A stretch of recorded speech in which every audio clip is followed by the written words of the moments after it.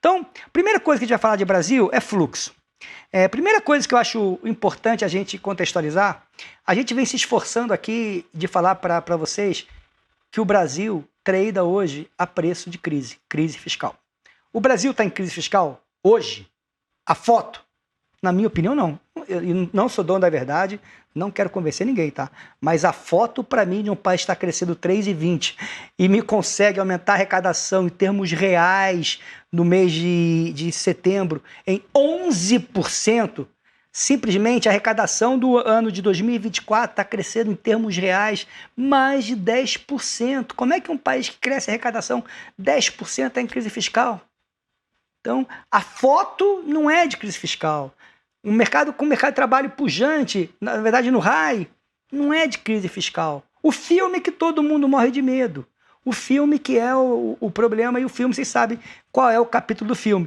Mas o que eu quero dizer, nessa loucura toda, quando a gente vê os preços brasileiros, o dólar a 5,70, tá? O que aconteceu? O estrangeiro comprou uns 15 bi de dólar.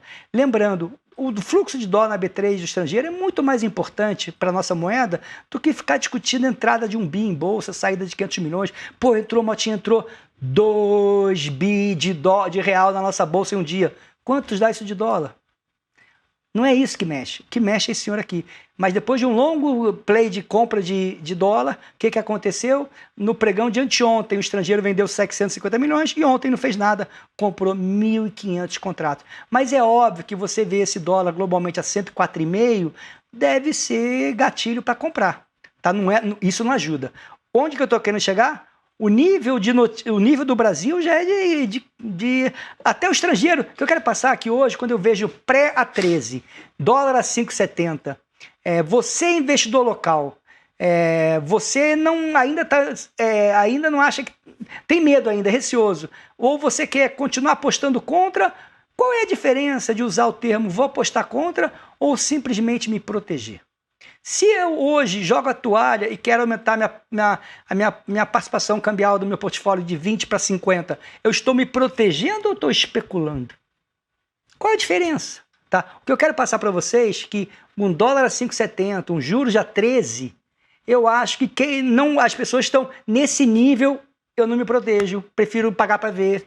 Nesse nível, eu não vou apostar contra, inclusive eu vou zerar. Eu acho que o Brasil já está, os preços estão largados e não tem... Para você apostar contra acima de 13, senhores, aqui você é melhor comprar dólar, ou comprar dólar 5,70.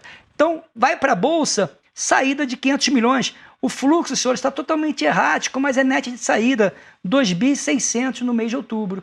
Para mim, isso tem nome e sobrenome. Dólar forte, dólar a 104,5. O mundo quer olhar para os Estados Unidos, não quer olhar para a emergente, tá? Seguindo aqui, é aquilo que eu falo para vocês, essa tabela eu já mostrei umas 4 vezes, peço desculpa para vocês, mas é a maneira que eu tenho de me comunicar com vocês, porque que eu uso essa frase agressiva, eu chamo de realista. Toda vez que o Tesouro Nacional, o pobre coitado do Tesouro Nacional do nosso país, teve que pagar perto de 13%, a gente estava em crise fiscal. Toda vez, estava em crise fiscal. E agora a gente está pagando isso. Será que a gente está em crise fiscal? Para mim a foto não. E o filme? É aqui outra, é a mesma, meu Deus. Tá, depois eu ia mostrar quanto que o Brasil está pagando a mais. O Brasil está pagando quase 8 pontos acima dos 10, o pré-fixado brasileiro de 10 anos está pagando quase 8% acima do que paga os 10 anos americanos. Enquanto o México, Colômbia, é tudo 4,5, 5. Peru é 4, Chile é 2. Então, enquanto a gente tem um pré a 13, o Chile tem um pré de 10 anos a 6. O México tem a 8. Por que o Brasil paga 8 pontos acima? É preço de crise, tá? Aqui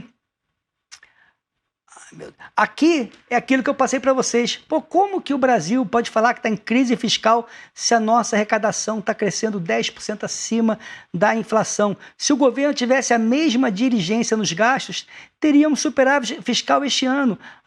Se a gente tivesse um superávit fiscal, senhores, é grau de investimento, é inflação de 3,5%, 4%, é juro de 10%, é juro de México, é discutir juro a 8%. Mas não, o Brasil quer utilizar o fiscal. E o que é legal é que cada vez mais está aumentando pessoas dentro do governo que estão reconhecendo. Pô, a frase, ela vai ficar marcada pro resto da minha vida, a frase da Tebet.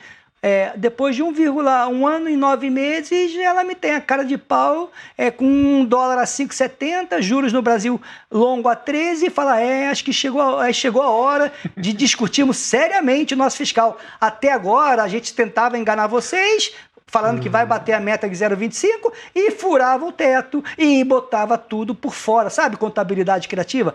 Pô, esse governo tem um histórico de ser muito criativo. Tá?